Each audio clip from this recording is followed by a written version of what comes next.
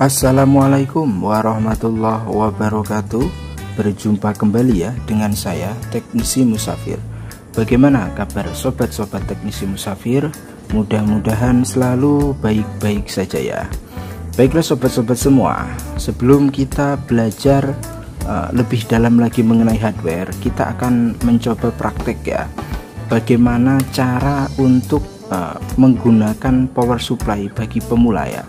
Jadi di konten sebelum ini sudah pernah saya bahas materinya, dan kita sekarang mulai belajar untuk prakteknya ya sobat-sobat semua. Jadi materi dan praktek itu penting ya. Sebelum kita membahas lebih dalam lagi, perlu sobat-sobat Teknisi Musafir ketahui ya. Jadi power supply adalah alat pengganti baterai. Itu bahasa mudahnya. Yang kedua, sebagai alat ya untuk menganalisa kerusakan yang terjadi pada sebuah handphone. Itu yang kedua. Lalu yang ketiga, fungsinya itu sebagai injek ya, sebagai injek atau sebagai kejut baterai. Jadi kan ada ya, baterai itu bisa mati suri ya, dicas nggak bisa ya.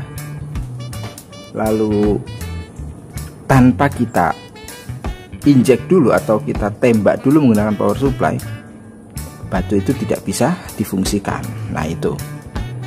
Jadi nanti kita akan belajar ya bagaimana caranya ya. Oke, ini saya pakai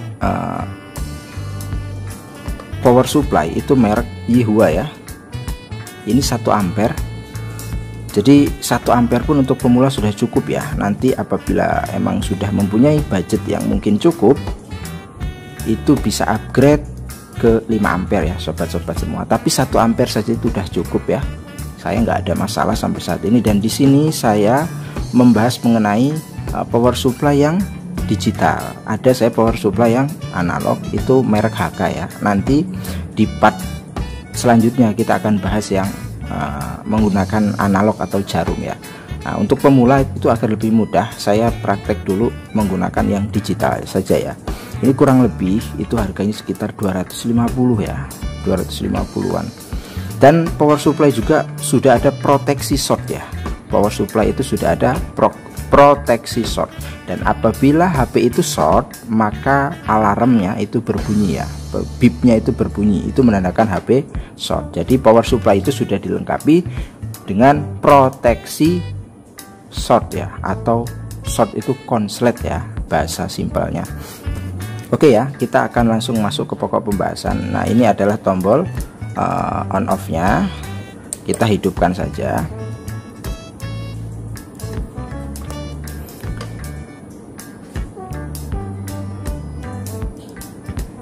Untuk voltasenya ya, untuk voltase di HP itu 3,7 sampai 4 volt. Nah ini 3,6 saja sudah cukup ya. 3,7 sampai 4 volt untuk voltase ya. Nah jadi kita pakai yang 3,6, 3,5, 3,7 itu masih bisa untuk analog ya. Nah ini kita pakai 3,6 ya. Dan ini adalah kutub positif, positif itu merah ya, dan ini kutub negatif, negatif itu yang hitam. Nah sebelum kita melakukan analisa, saya akan membahas sedikit pemahaman ya. Ini kan banyak sekali kabelnya ya, untuk pemula tentunya ya bingung. Pastikan untuk voltase ya, itu 3,6 sampai 4 volt ya, itu yang perlu diperhatikan. Kalau lebih bahaya, jangan ya, jangan sampai lebih dari 4 volt, itu bisa berakibat fatal di HP-nya. Oke, kita akan bahas mengenai kabel ya. Biasanya sobat-sobat Teknisi Musafir yang mungkin baru beli power supply ya, itu kan banyak sekali ya kabelnya. Ini satu rombongan, ini tidak dipakai semua sih ya. Nah untuk yang dipakai ini ya, ini yang penjepit buaya, itu ada yang kutub negatif dan positif. Nah, ini yang dipakai ya. Lalu ini juga kutub positif dan negatif. Ini biasanya dipakai untuk HP-HP zaman dulu ya, zaman jadul dulu. Dan yang dua ini itu yang dipakai itu hanya yang warna hijau ya. Jadi warna hijau itu BSI. Yang kuning ini nggak pernah saya pakai ya. Jadi yang hijau itu BSI. Bagaimana prakteknya? Oke lah, kita akan mencoba ya menganalisa.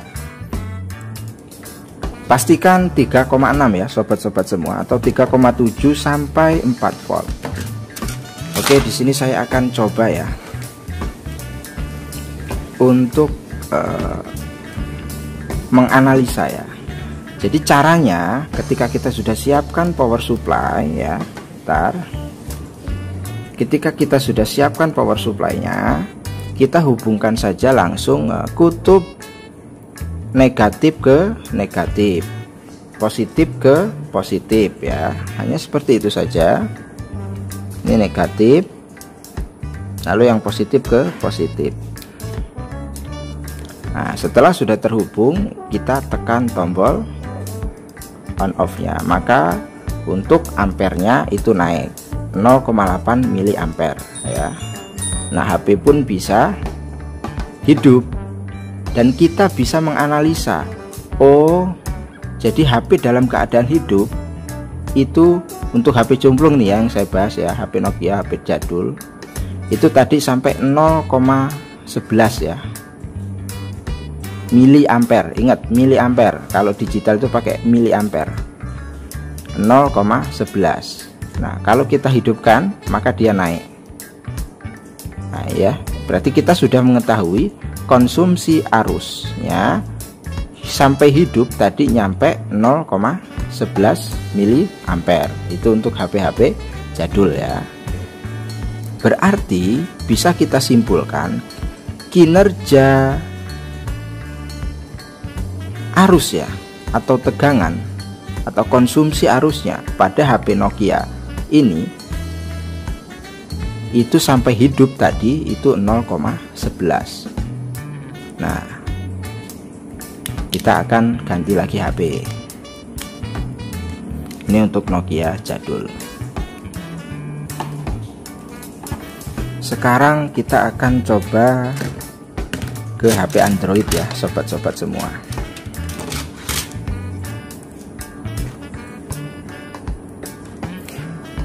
Jadi yang perlu sobat-sobat teknisi musafir pahami ya, di HP Android setiap HP itu kinerja konsumsi arus itu berbeda-beda. Ini umumnya loh ya, umumnya di HP Android itu kalau pengen sobat-sobat teknisi musafir paham itu sudah saya bahas ya di materi. Jadi kinerja IC power itu dari 20 miliampere sampai 40. Nah, itu IC power bekerja. Jadi kalau gantung 0,1, 0,2 atau 0,20 miliampere kok HP nggak hidup, itu bisa jadi di IC powernya. Itu untuk analisanya. Lalu ketika IC power sudah bekerja, maka disambut oleh CPU. CPU kerja atau konsumsi kinerja CPU itu berapa sih? Dari 40 sampai 60 miliampere itu kinerja CPU. Lalu disambut lagi eMMC dari 60 sampai 80, bahkan ada yang sampai 1 ampere ya. Itu baru HP bisa hidup. Nah, itu untuk konsumsi arus ya. Oke lah, kita akan buktikan ya. Ini ada HP Android ya. Seperti biasanya ya, kutub positif ke positif. Nah, ini yang kalau 4 seperti ini kan konektornya 4 ya sobat-sobat semua, kata Orai. Nah, ini positifnya yang kiri ya. Lalu yang negatifnya itu yang nomor 3.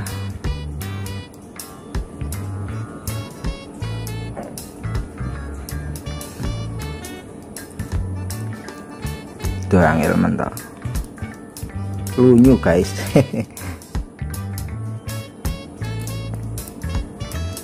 Nah, ini sudah kita hubungkan.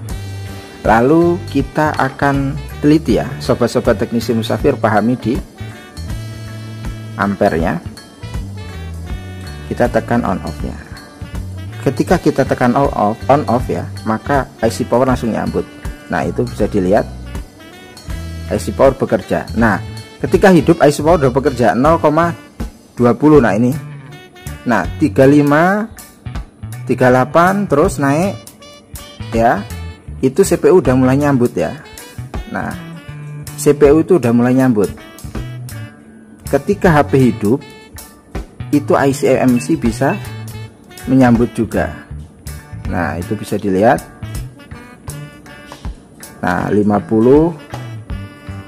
Jadi kalau di apa ya, di yang analog itu dia bergoyang-goyang biasanya. Nah, bergoyang-goyang.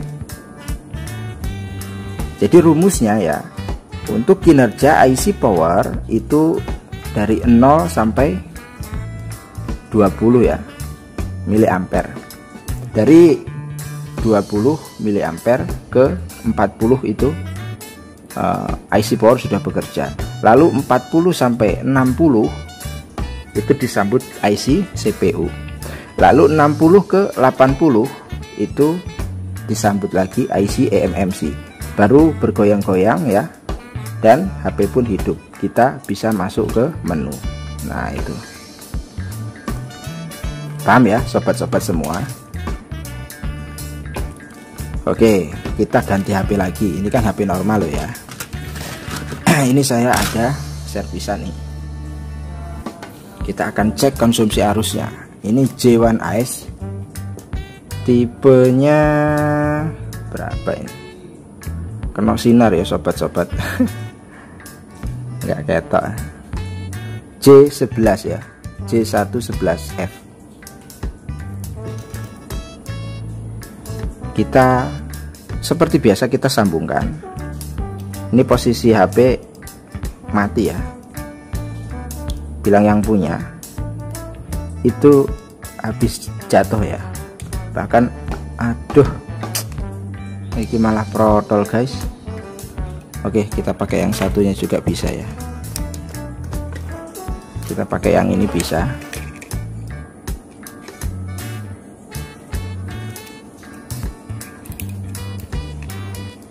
Ini bila yang punya jatuh dari motor, LCD nih hancur ya. Dan saya juga belum mengecek ya, karena LCD nya udah dicopot. Nah, kita akan tekan. Nah, HP bergetar, bisa dilihat ya sobat-sobat semua. Nah, 0. Nah, itu sampai 50, berarti IC power sudah bekerja. 40 disambut CPU ya. Tadi sempat 50, itu berarti EMMC itu sudah mulai menyambut. Nah, dipastikan HP ini hidup. Cuman karena posisinya itu HP LCD-nya sudah hancur, kita belum menganalisa. Tentunya apabila dipasang LCD kok masih tetap saja nggak hidup, itu berarti bermasalah di displaynya. Tentunya kita perlu melakukan pengecekan secara berkala ya sobat-sobat semua.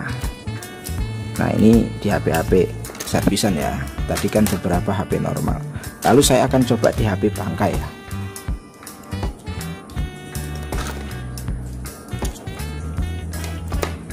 Kita bisa gunakan yang ini juga bisa ya sobat-sobat semua. Nah, ini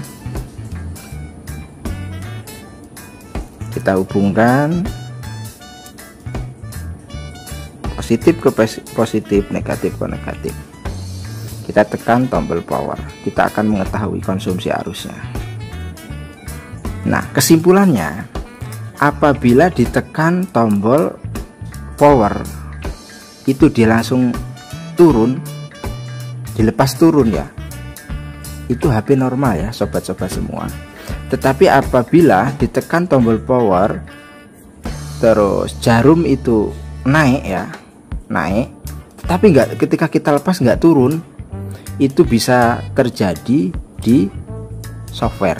Itu kalau untuk di HP-HP jadul ya sobat-sobat semua. Tentu saja ada kasus sebelum tekan tombol power itu ada yang gantung 0,1, 0,2. Jadi untuk teori sebelum tekan tombol power itu jelas di jalur VBAT. Tapi kalau setelah tekan tombol power itu beda lagi. Jadi kedepannya kita akan bahas tuntas ya sobat-sobat semua, cara menganalisa kerusakan-kerusakan yang terjadi di HP, baik itu HP-HP jadul ya, HP-HP Android. Nah itu sebagian cara untuk penggunaan power supply ya untuk pemula. Jadi tidak semua saya sertakan, sobat-sobat semua bisa cari referensi di Google ya, banyak juga ya di Google. Lalu saya akan bahas sekalian ya mengenai bagaimana cara kejut HP ya, kejut baterai di posisi baterai mati suri. Jadi untuk kejut baterai itu sobat-sobat semua naikkan voltasenya ya, naikkan voltasenya.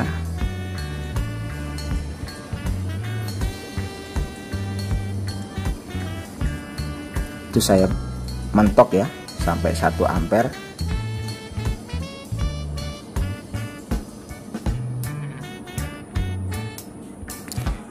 Nah posisinya kalau di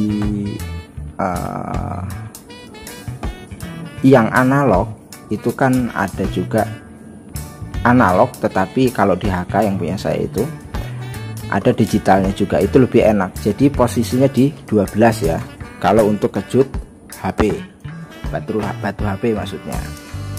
Itu caranya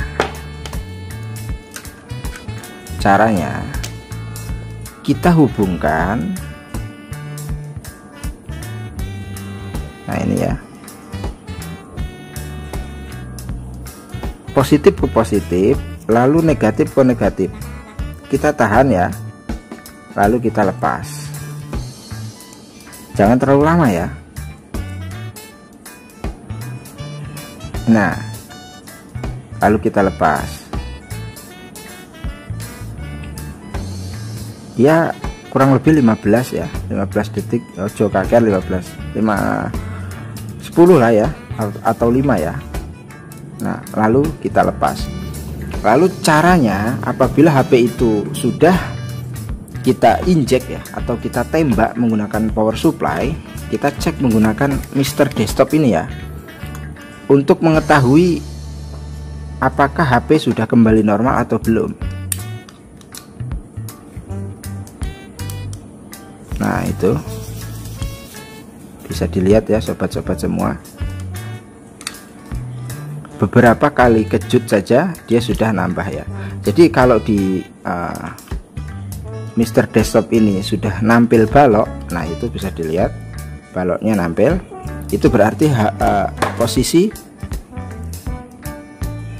baterai sudah bisa dicas ya sobat-sobat semua. Ini saya ganti batu lagi. Nah ini jadi kalau pengecekan baterai, apabila baterai itu bisa dicas atau tidak, itu menggunakan Mister Desktop dulu. Apabila dihubungkan dengan Mister Desktop, dia tampil ya lambang baterai, gambar baterai, itu berarti bisa dicas. Tapi kalau hitam nggak tampil apa-apa, kita butuh kejut ya atau injek batunya. Nah terus cara mengisi baterai secara cepat ya menggunakan power supply itu mudah ya sobat-sobat semua. Jadi ini kita hubungkan ya, jadi kita hubungkan seperti ini caranya. Nah seperti ini kita atur ya ke voltasenya. ke 3,6 kita naikkan lagi sampai 4,7. 5 juga boleh ya, asal jangan 6 saja ya, asal jangan 6. Nah ini 4,8 boleh, nggak apa-apa, asal jangan 6. Kalau 6 nanti baterainya rusak ya sobat-sobat semua. Lalu setelah ini kita atur, kita hubungkan kutub negatifnya dan kutub positifnya. Kita lihat dulu di HP-nya sebelah mana. Bentar ya.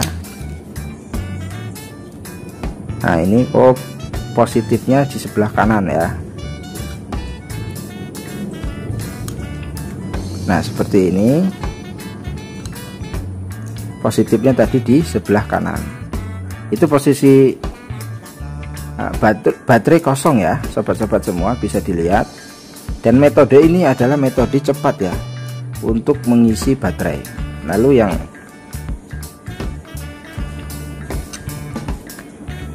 negatif ke negatif. Nah caranya seperti ini ya sobat-sobat semua, dihubungkan, maka dia tidak terlalu lama itu akan nambah ya untuk gambar balok baterainya. Jadi silahkan dicoba metode ini, mudah-mudahan bermanfaat. Nah terus saya ingatkan sekali lagi, apabila setelah sobat-sobat teknisi Musafir itu kejut HP ya, kok kejut HP toh, kejut baterai ya, nggak fokus ini, kejut baterai itu jangan lupa voltasenya ya, itu diturunkan ya sobat-sobat semua, diturunkan lagi ke 3,6 sampai 4 volt. Jangan sampai lupa ya, kalau sampai lupa itu nanti HP bisa mati total. Saya pernah punya pengalaman, habis kejut baterai posisi di 12 voltasenya, langsung buat pengecekan HP, alhamdulillah wafat HP, nggak bisa dibenerin. Jadi untuk pemula yang teliti ya, apabila habis kejut baterai itu kembalikan dulu ke 3,6 atau sampai 4 volt ya, itu jangan lupa ya, itu pesan dari saya, jangan lupa. Jadi karena segala sesuatu itu emang pengalaman ya, dan saya pribadi itu apa ya, ada pengalaman ya zaman dulu ya sobat-sobat semua belum tahu. Jadi habis kejut baterai langsung buat ngecek ya HP, langsung wafat. Nah pemahamannya sederhana ya sobat-sobat semua untuk penggunaan power supply. Jadi mudah-mudahan untuk teori ini bisa dijadikan referensi ya. Untuk lebih komplitnya mungkin ada pembahasan yang belum saya bahas untuk penggunaan power supply, bisa searching di Google ya sobat-sobat teknisi Musafir. Mungkin itu saja ya, jangan terlalu lama lah ya, nanti mumet. Apabila kurang paham bisa ditanyakan, mudah-mudahan bermanfaat ya.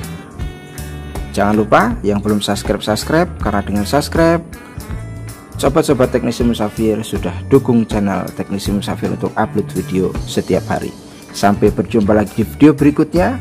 Selamat mencoba, selamat belajar, salam pemula. Assalamualaikum warahmatullahi wabarakatuh.